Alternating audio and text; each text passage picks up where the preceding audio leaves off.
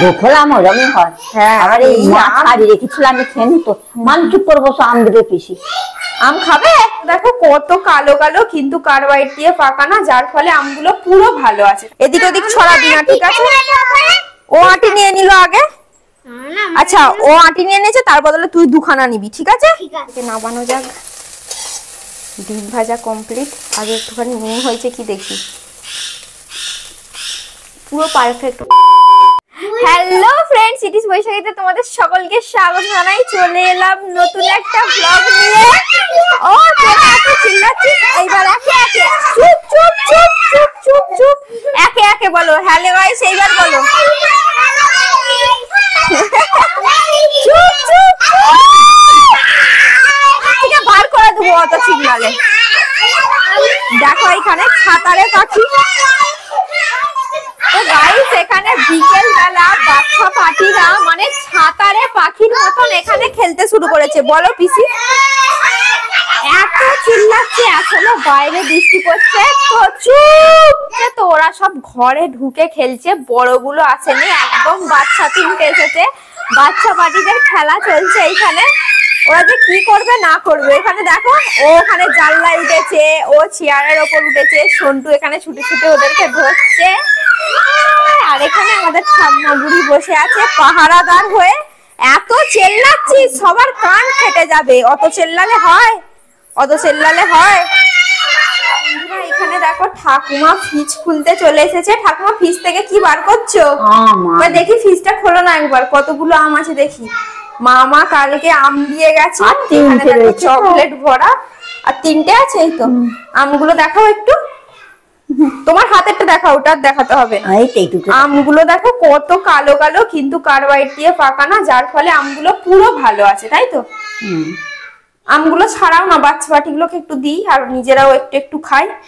ওরা এত চিল্লাচ্ছে, কিচ্ছু শোনা যাচ্ছে না, যার ফলে দেখো আমি দরজা বন্ধ করে ব্লগ করতে বাধ্য হয়েছি। এত চিল্লাচ্ছে। কে রে কে রে, গলাগলি দিচ্ছে কেন? অত চিল্লালে হয়? পাগলের মতো হা হা করে চিল্লে যাচ্ছে শুধু আমি জানলায়। তো গাইস, এখানে ঠাকুমা আম বার করে দিয়েছে। আমটা চলো ছাড়ানো যাক, আর সবাই মিলে একটু একটু খাবো। কিন্তু হেঁসোটাই যে ঠাকুমা ছাড়াবো, হেঁসোটাই একটুও ধান নেই। এইটাই এইটাই হবে, এইভাবে এইভাবে এইভাবে। হ্যাঁ, ছাড়ানো যাচ্ছে, অসুবিধা নেই। এই গোড়ার দিকে একটু ছাড়ালেই হবে। সেম ছাড়ছে গো। আমটা যে মামা যে কালকে দিয়ে গেল না, আমি কালকে রাত্রিরেই একটা খেয়েছি, জানো? অতটা মিষ্টি নেই আমটা। গোখলাম ওরমই হয়। হ্যাঁ, আবার এই মাছ ছাড়ি রেখেছিলাম আমি খেয়ে নিত। মান চুপ করে বসে আম দেবে পিসি। আম খাবে? কটা আম খাবে বলো? ছাড়বো, আমার কোনো মুখে খেয়েছি কিছু দিন। হ্যাঁ হ্যাঁ, খায়, একটু মিষ্টি মিষ্টি তো। না, ওর মা বলে ফল একদম মেয়েটা খেতে চায় না। ফল খেতে চায় না একদম, খালি সবজি নেবো গুলো নিংড়ে রস বার করে দিলে তবে খাবে। ফল খেতে চায় না, ওকে খালি মিষ্টি দিলে মিষ্টি খাবে। সন্ধ্যা দেবে তো ঠাকুমা? সন্ধ্যা দেবে তো? সন্ধ্যা দেওয়ার বেলা হয়ে যাচ্ছে। দুধ আনতে যাবে, এসে সন্ধ্যে দেবো। দুধ আনতে যাবে?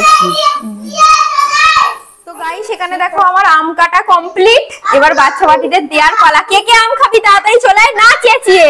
যে চেল্লাবে আমি তাকে বাদ দিয়ে দেবো। একটা একটা করে তুলে নাও। আটি নে, এদিক ওদিক ছড়াবি না, ঠিক আছে? ও আটি নিয়ে নিল আগে। আচ্ছা, ও আটি নিয়ে নিয়েছে, তার বদলে তুই দুখানা নিবি, ঠিক আছে? ঠিক আছে, নে। এখানে ওখানে রস ছড়াবি না কিন্তু। নে, দু হাতে দুটো নিয়ে নিয়েছে। আমগুলো এখন বেশি মিষ্টি নেই। দেখো ঠাকুমা সন্ধ্যা দিচ্ছে, চৌকাঠ গড়ায় জল দিচ্ছে। আর এদের তিনজনকে আমি বারান্দা থেকে উঠোনে বার করে দিয়েছি। যাও তুমি সন্ধ্যা দিয়ে দাও। আম খাচ্ছে না, গোটা বারান্দায় রস করছে টসে টসে। তো আমি ওদের তিনজনকে এইখানে বার করে দিয়েছি। এবার যত খুশি আম চোষ আর রস খাল, কোনো অসুবিধে নেই উঠোনে। এখানে দেখো ঠাকুমা আমাদের ঠাকুর ঘরে চলে এসছে সন্ধ্যা দেখাতে। ফ্যাক্টরিতে বিশ্বকর্মা ঠাকুরকে প্রথমে দেখিয়ে এসেছে, দেখিয়ে এখানে এক এক করে সব জায়গায় দেখাবে। চলো এবার দেখো ঠাকুমা এসেছে বাবার কাছে, দাদুর কাছে, মহাদেবের কাছে সেবা দেখাতে। হর হর মহাদেব। প্রথমে বিশ্বকর্মা ঠাকুর আছে ফ্যাক্টরিতে, ওটা সেরে এসেছে।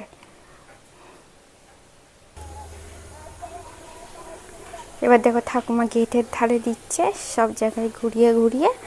তারপরে আমাদের এখানে হরিতলায় দেখো প্যাকাটি জোগাড় করে নিয়ে এসছে, এরপর ধুনো জ্বালবে। ওদিকে তো ঠাকুমা সন্ধ্যা দিচ্ছে, আর এদিকে আমি রান্নার জোগাড় করতে শুরু করে দিয়েছি। আসলে মায়ের আজকে বাড়িতে নেই, ঠাকুমা আর আমি আছি। তো সকালে কুমড়োর তরকারি করেছিল মা, কুমড়োর তরকারি কিছুটা বেঁচে আছে, ওই দিয়ে রুটি খাওয়া হবে। আবার অল্প মাছের সবজি দিয়ে ঝোলও আছে। তো এখন ডিম ভাজা হবে। ডিম ভাজার জন্য দেখো আমি এখানে কাঁচা পেঁয়াজ, টমেটো, লঙ্কা কুচিয়েছি, আর এদিকে আলু সেদ্ধ হচ্ছে। ডিম দিয়ে গুলে একটু ঝুরি ঝুরি করে ভাজা করে রাখবো, তারপরে যে যেটা পারবে সেটা দিয়ে খাবে।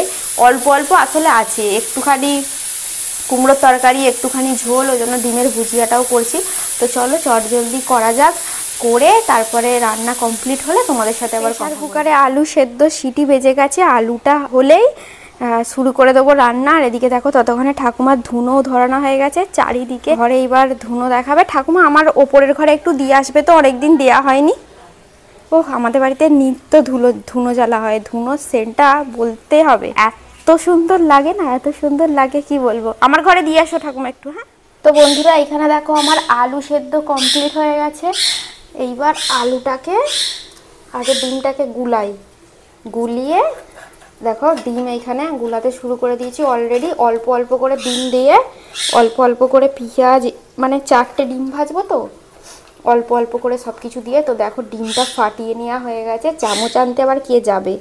তো এখানে পাটকাঠি ছিল, পাটকাঠি দিয়ে গুলিয়ে নিচ্ছি। আলুটা একটু বেশি সেদ্ধ হয়ে গেছে, তো আলুটা এইভাবে নিচ্ছি, নিয়ে ডাইরেক্ট এরকমভাবে ফেটিয়ে ফেটিয়ে একটুখানি ডিমের সাথে দিয়ে দিয়েছি। চলো খোলাটা চলে গেছে, তাহলে খোলাটা তুলে ফেলে দিই। এখানে দেখো ডিম ভাজার জোগাড় সমস্ত কিছু, আর এখানে ডিম ভাজা শুরু হয়ে গেছে। এবার ডিমটা ভাজা হোক, একটুখানি খাবো, খেয়ে তোমাদের বলবো ডিম ভাজাটা কেমন হয়েছে। চলো এবার কড়া থেকে নামানো যাক। ডিম ভাজা কমপ্লিট, আগে একটুখানি নুন হয়েছে কি দেখি। পুরো পারফেক্ট। তো বন্ধুরা কি বলবো, আজকের মতো ব্লগটা এখানেই শেষ করি। ডিম ভাজাটা একদম দারুণ হয়েছে, রুটি দিয়ে খেতে একদম জমে যাবে। তো কি বলবো, আজকের মতো ব্লগটা এখানেই শেষ করি। ব্লগটা ভালো লাগলে লাইক কমেন্ট শেয়ার করো। ইউটিউব থেকে দেখলে সাবস্ক্রাইব, পেজ থেকে দেখলে ফলো অবশ্যই করো। টাটা, দেখা হচ্ছে নেক্সট ব্লগে।